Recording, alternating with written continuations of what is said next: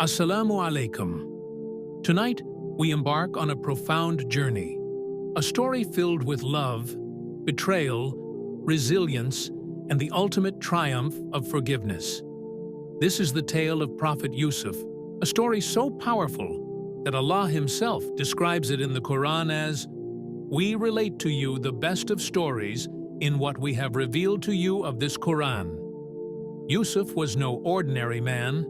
He was the noble son of Prophet Yaqub, grandson of Prophet Ishaq, and great-grandson of Prophet Ibrahim. This lineage of prophets was unmatched in its purity and righteousness. The Prophet Muhammad described Yusuf as the noble, son of the noble, son of the noble, son of the noble. But Yusuf's journey was not without immense trials.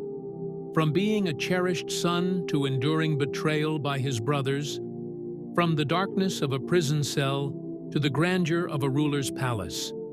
His life exemplifies how unshakable faith in Allah can turn the darkest moments into the greatest triumphs.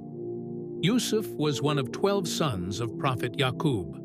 Among them, he and his younger brother, Binyamin, were especially loved by their father, not because of favoritism, but because of their purity, innocence, and righteousness.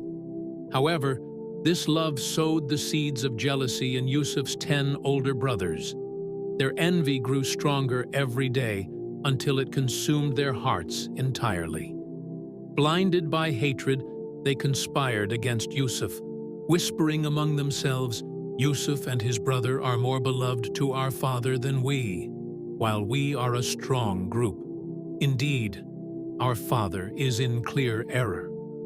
One night, young Yusuf had a dream unlike any other, a vision so extraordinary that it would define his destiny.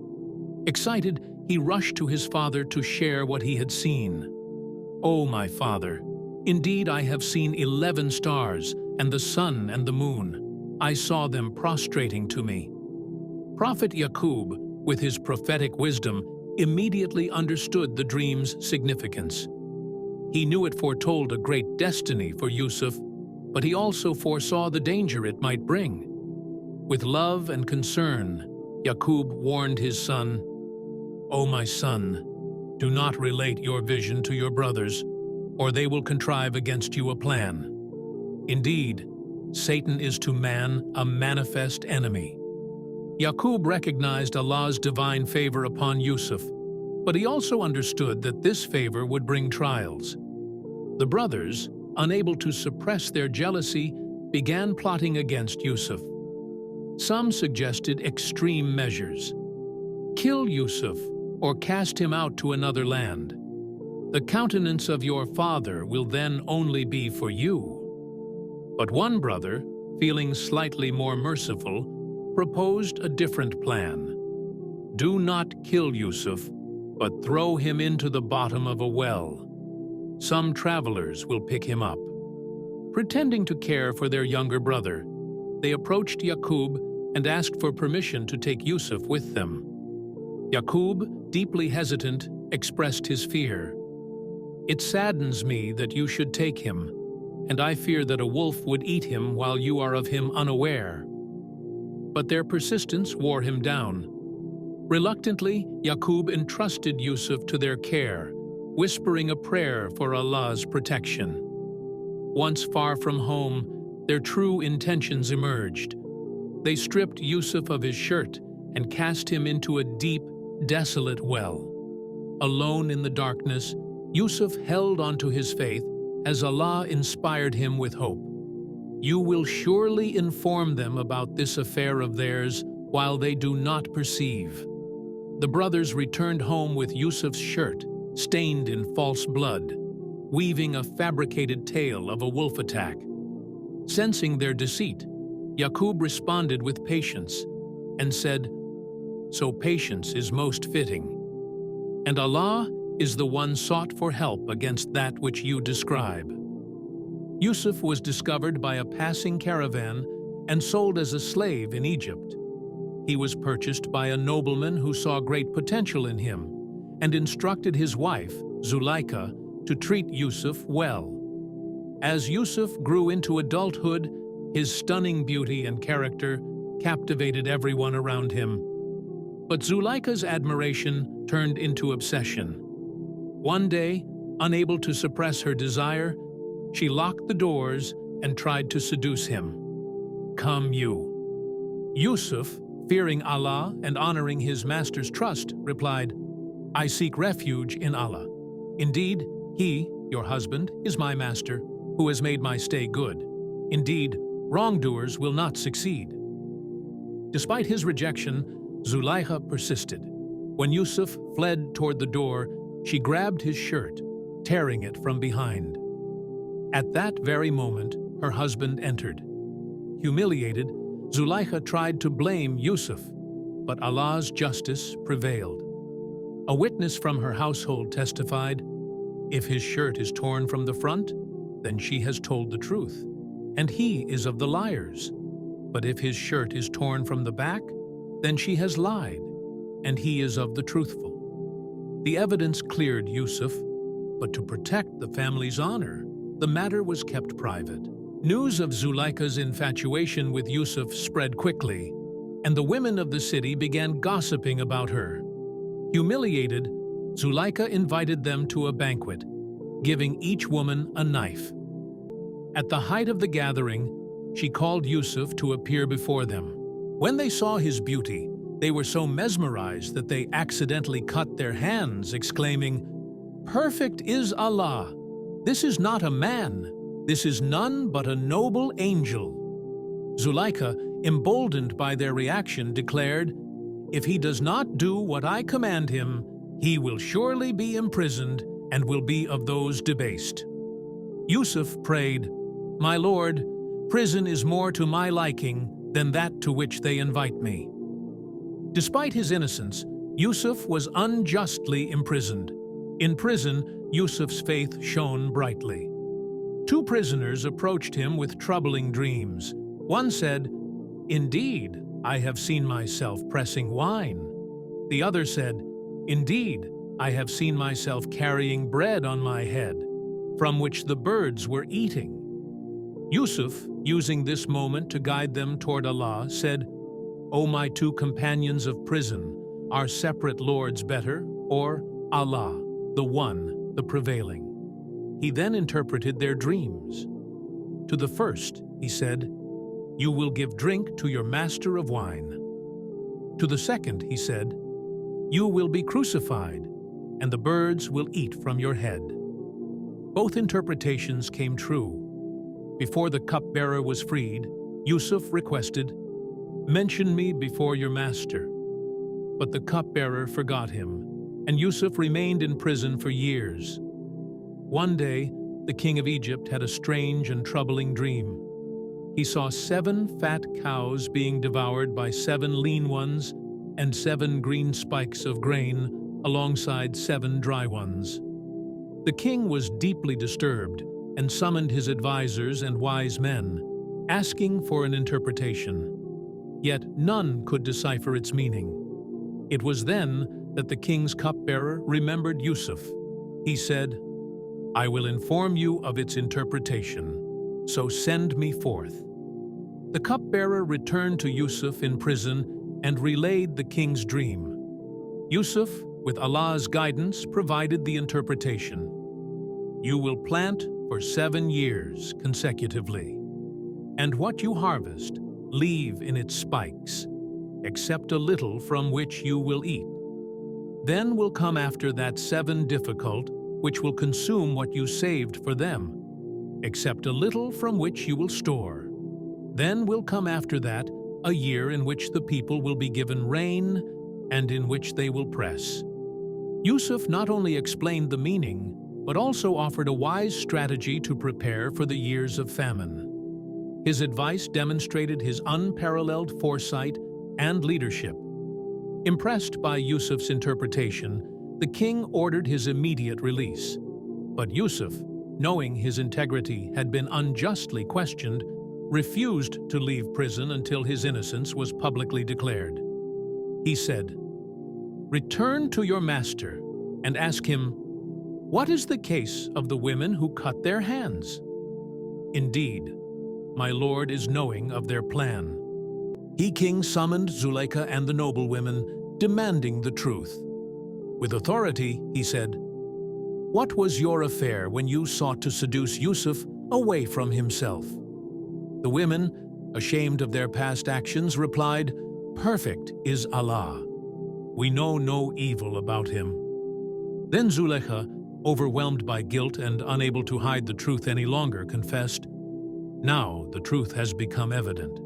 It was I who sought to seduce him, and indeed, he is of the truthful." With his name cleared and his innocence established, Yusuf was finally freed from prison. The king, recognizing Yusuf's wisdom and integrity, said, "Indeed, you are today established in position and trusted." Yusuf accepted the king's offer, but not for power or prestige. Instead, he sought to serve the people. He said, "Appoint me over the storehouses of the land. Indeed, I will be a knowing guardian." Thus, Yusuf was entrusted with managing Egypt's resources. Under his leadership, Egypt thrived during the years of prosperity and survived the years of famine, becoming a source of relief for neighboring lands. The famine that Prophet Yusuf had predicted through the king's dream came to pass. While Egypt was prepared under Yusuf's wise leadership, the surrounding regions suffered from severe hunger. Among those affected was Prophet Yaqub and his family. With no other option, Yaqub sent his 10 eldest sons to Egypt to buy food. They carried goods of little value, hoping it would suffice. Little did they know that the man overseeing the provisions was their own brother, Yusuf, whom they had betrayed years ago. When the brothers arrived in Egypt, they were brought before Yusuf, now the powerful and respected overseer of Egypt's resources. Though they failed to recognize him, Yusuf immediately recognized them. This was the moment he had waited for, but instead of revealing his identity, he chose to test their sincerity and character. Yusuf greeted them formally, inquiring about their family and background. The brothers, desperate for food, revealed their circumstances. They mentioned their father back home and their youngest brother, Binyamin, who had remained behind for protection. To test their honesty, Yusuf accused them of being spies. Shocked and terrified, the brothers protested, "We are not spies. We are the sons of one father, an honorable man, and we have come only to buy provisions." Yusuf then set a condition. "Bring me your youngest brother as proof of your truthfulness. If you fail to do so, you will not receive any further provisions from me." To ensure they would return, Yusuf detained one of the brothers, Simeon, as collateral. Secretly, he also instructed his servants to return their payment to their sacks, a silent gesture of kindness. When the brothers returned home, they told Yaqub what had happened in Egypt. They explained the condition set by the Egyptian nobleman to bring Binyamin.